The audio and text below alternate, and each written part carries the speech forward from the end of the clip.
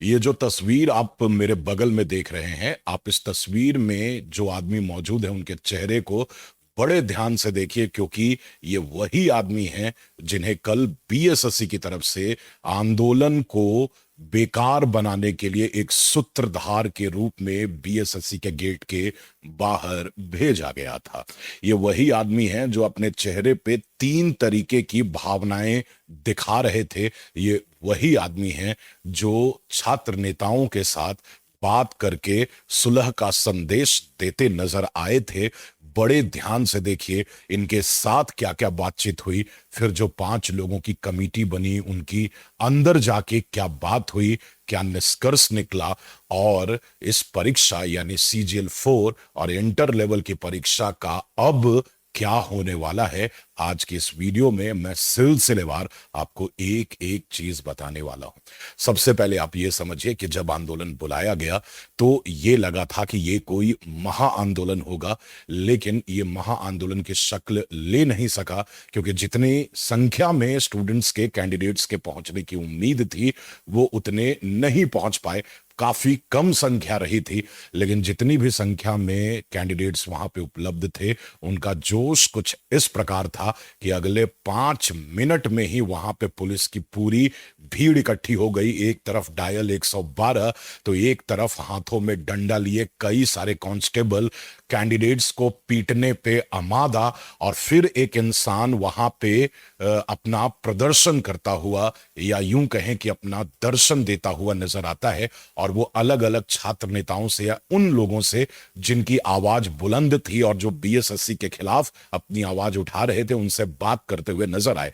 अब बड़े गौर से समझिएगा कि इन्होंने 3 तरह की भावनाएं चेहरे पे दिखाई। पहली जो इनकी भावना थी वो ये थी, कुछ इस प्रकार से इन्होंने जो आवाज बुलंद कर रहे थे उनको उन्होंने कहा कि तुम ज्यादा बोलेगा, समझ में आ रहा है तुमको, बात करोगे गलती तुम। लेकिन जब इसके विपरीत ये कहने के बावजूद भी जब वहां पे आवाज बुलंद करने वाले अभ्यर्थी जब इनके सामने डट कर खड़े हुए तो फिर इनकी अगली जो बातचीत थी उसमें आसमान जमीन का फर्क आया। और फिर इन्होंने कहा कि सुनो बाबू, तुम्हारे लिए ही तो कह रहे हैं ना, तुम एक काम करो, पानी पी लो, छाया में आके खड़े हो, आराम से बात करते हैं। तो इन्होंने बड़ा परिवर्तन, बड़ा कोमल हृदय जो है वो दिखाया।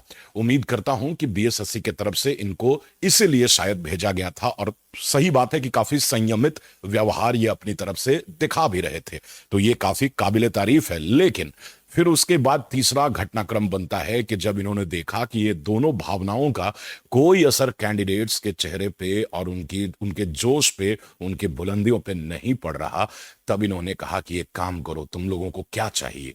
तब एक जो छात्रों के बीच में जो लीडर मौजूद थे उन्होंने कहा कि हमें सचिव जी से मिलना है और मिल के जो है वो ये सुनिश्चित करवाना है कि परीक्षा कब होगी।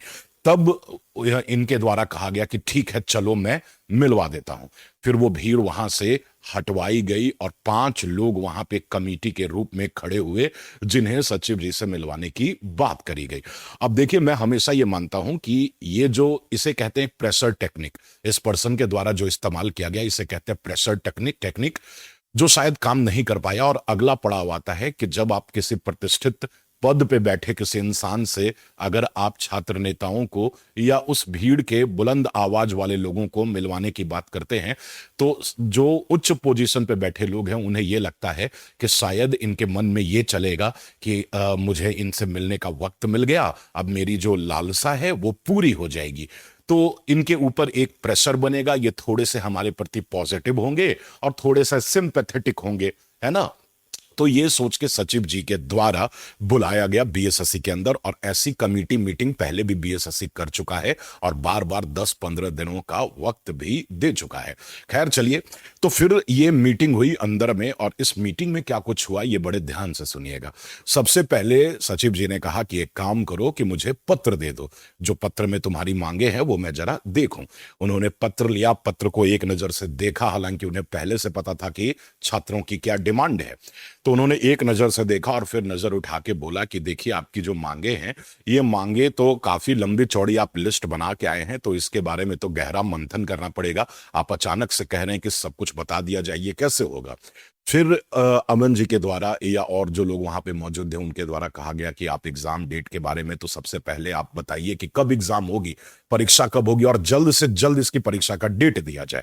तो ऐसा कहने पे फिर उनकी तरफ से क्या जवाब आया, ये ध्यान से सुनिएगा। हाँ, इस बार एक अनोखा कार्य ये किया गया सचिव के द्वारा कि उसने ये कहा कि 15-10 दिनों का कोई आपको इस बार नोटिस नहीं मिलने वाला। आप ये समझिए कि परीक्षा इस साल के अंत तक ही हो पाएगी, क्योंकि हम लोग तो यहाँ पे एक प्रकार से नौकर हैं। हमें तो ऊपर से जो आदेश आता है वही हम लोग करते हैं। वहां ऊपर में बैठे, सरकार में बैठे लोग ये कह रहे हैं कि हम लोग तो बीएसएससी को बराबर आदेश दे रहे हैं कि जल्दी से जल्दी परीक्षा कराइए, लेकिन अब ये कह रहे हैं कि हमें ऊपर से आदेश ही नहीं आ रहा। इसी से पता चलता है कि इन लोगों के बीच में खुद ही एक कंट्रोवर्सी मचा हुआ है। और सच पूछे तो ये कंट्रोवर्सी किस चीज को लेके है, मैं बताता हूं। दरअसल ये जो बड़ी वैकेंसी देख रहे हैं और ये जो 55 लाख कैंडिडेट देख रहे हैं, ये 55 लाख कैंडिडेट अगले चुनाव के लिए बड़ी फंडिंग अरेंज कर सकते हैं। इनके बीच के कुछ लोग जो आसान तरीके से नौकरी पाना चाहते हैं, उनके लिए ये बढ़िया मौका है, और सरकार के में बैठे कुछ लोगों के पास ये कमाने का बढ़िया मौका है। और इसी वजह से इस एग्जाम में इतनी ज्यादा देरी करी जा रही है, ताकि इतना ज्यादा कंफ्यूजिंग हो जाए कि लोग इसके बारे में बात करना ही छोड़ दें और सारी घटनाएं अंदर ही अंदर वेल मैनेज्ड तरीके से हो जाए। अब इसी कारणवश इन्होंने ऐसा कह दिया, मतलब इनकी कथनी के अनुसार अभी परीक्षा नहीं होने जा रही। और जब ये खुद ही कह रहे हैं कि साल के अंत तक परीक्षा हो सकती है या विचार किया जा सकता है, मतलब इस साल भी परीक्षा का अनुमान शायद गलत ही साबित हो। तो ऐसी परिस्थिति में छात्रों को या कैंडिडेट्स को ये बहुत अच्छे से समझ लेना चाहिए कि ये प्रेशर टेक्निक का इस्तेमाल आप सभी लोगों को लगातार करना पड़ेगा। मैंने पहले भी कहा था कि रिट पिटीशन तो डालना ही पड़ेगा कोर्ट में। जब तक कोर्ट में रिट पिटीशन नहीं डालेंगे, तब तक इनके कथनी के अनुसार तो कोई कार्य होने नहीं जा रहा है। एक और बात हम ऐसे भी आप लोगों को बता दे रहे हैं कि ये ऑलरेडी पंचवर्षीय योजना में शामिल हो चुका है। कैसे, मैं बता रहा हूं। देखो, 3 साल बीत चुके हैं, और अभी से अगर परीक्षा होनी शुरू हो भी जाती है, जो कि अभी होगी नहीं, अगर हो भी जाते तो कम से कम 2 साल 2.5 साल ये लोग सारा प्रोसेस पूरा करने में लगा देगा। यानी पंचवर्षीय योजना ये बन चुका है। और अब यही बात है कि अब आज भी एग्जाम शुरू हो तब शायद ये पंचवर्षीय योजना में कंप्लीट हो जाएगा। और अगर ये अगले साल में अगर ये चला जाता है, तो आप समझ लीजिए कि ये अगले इलेक्शन का सच में फंडिंग भर ही रह जाएगा। और इलेक्शन के टाइम में बोला जाएगा कि देखो, हमने इतनी बड़ी वैकेंसी लेके रिक्रूटमेंट कर लिया, इतने छात्रों को नौकरी दे दी। बस इसी कथन का जो है वो इस्तेमाल किया जाएगा।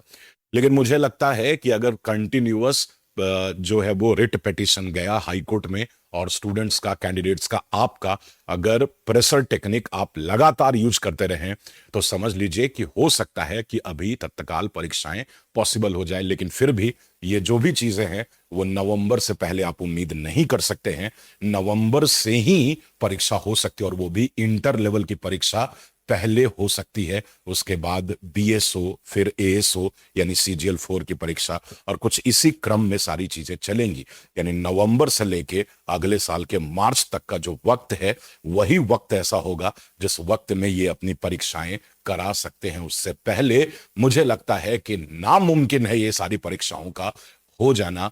इनके लिए कई शब्द ऐसे मेरे पास हैं, लेकिन उन शब्दों का इस्तेमाल मैं नहीं कर सकता, क्योंकि एक टीचर होने के नाते शायद ऐसा करना बहुत अच्छा नहीं है। लेकिन आप स्वतंत्र हैं, आप आजाद हैं। आप अपने कमेंट में मुझे बता सकते हैं कि आप इस आयोग के बारे में, बीएसएससी के बारे में क्या सोचते हैं। ऐसे मैं बता दूं कि मैं 2 दिनों के अंदर एक रिट पिटीशन पटना हाईकोर्ट में डालने जा रहा हूं अपनी तरफ से, क्योंकि मैंने इसका फॉर्म भी भरा था। मैं एक अभ्यर्थी भी हूं और मैं एक टीचर भी हूं, तो मुझे पूरा हक है कि मैं इसके अगेंस्ट में एक रिट पिटीशन डालूं, और 2 दिनों के अंदर में मैं रिट पिटीशन फाइल करने वाला हूं।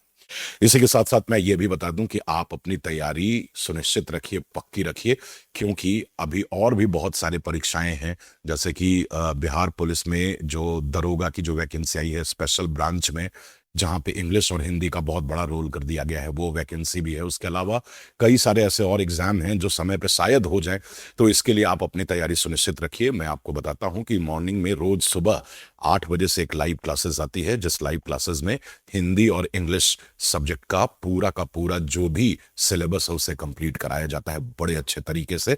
और रात को रोजाना 9 बजे से लाइव क्लास आती है यूट्यूब के ऊपर ही, जिसमें जनरल स्टडीज यानी जीएस का अलग अलग सब्जेक्ट, एमसीक्यू और बहुत सारी चीजें चलती है जो आपके एग्जाम के लिए बहुत ज्यादा इंपॉर्टेंट है। आप उसे अटेंड करिए, उसका लाभ लीजिए और उम्मीद करते हैं कि ये तो आपका साथ नहीं देंगे, लेकिन आप खुद अपना साथ दे सकते हैं और बाकी भगवान भी आपके ऊपर अपना आशीर्वाद बनाए रखें और इस संस्था के ऊपर भी आशीर्वाद बनाए रखें ताकि इसको सद्बुद्धि आए और ये परीक्षा जल्द से जल्द ले। मिलते हैं अगली वीडियो में, तब तक के लिए आप चैनल को सब्सक्राइब कीजिए। बहुत बहुत धन्यवाद। जय हिंद।